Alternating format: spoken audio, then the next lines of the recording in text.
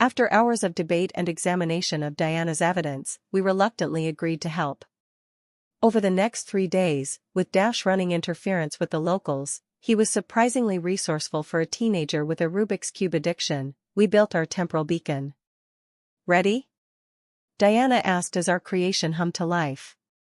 I looked at Vincent, who nodded solemnly. For what it's worth, Diana said softly, I'm sorry it came to this. I placed my hand on the activation panel beside hers, identical hands, separated by decades of experience.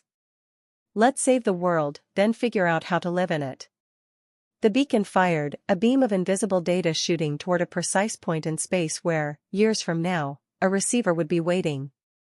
Then everything went white. I awoke to the sounds of birds and the smell of coffee. Opening my eyes, I found myself in a modern apartment, my apartment, but subtly different. The furniture arrangement, the color of the walls, all slightly off. Morning, sunshine, called a familiar voice. Vincent stepped into view, older now, gray streaking his temples. Welcome to 2062. Version 2.0. We're home? I sat up, disoriented. Sort of.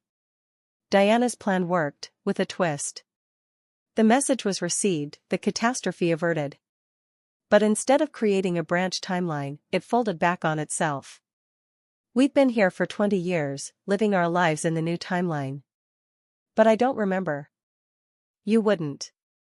Temporal realignment. Your consciousness from this timeline is merging with your displaced self. Give it time. Vincent smiled. Meanwhile, you might want to check your hand. I looked down at my right hand, where a familiar crescent-shaped scar was beginning to fade. Diana? I asked. Gone. Or rather, never became. You took a different path. From the bookshelf, he retrieved a journal and handed it to me. Inside, in my handwriting, temporal displacement theory, why time travel should remain theoretical. Congratulations, Dr. Novak. You just became the world's leading expert on why time travel is a terrible idea. I laughed despite myself. All that work to get back, only to argue against ever leaving. Ironic, isn't it? But effective. Vincent gestured to the window, where a normal, unapocalyptic city thrived. Sometimes the best adventures are the ones that never happen.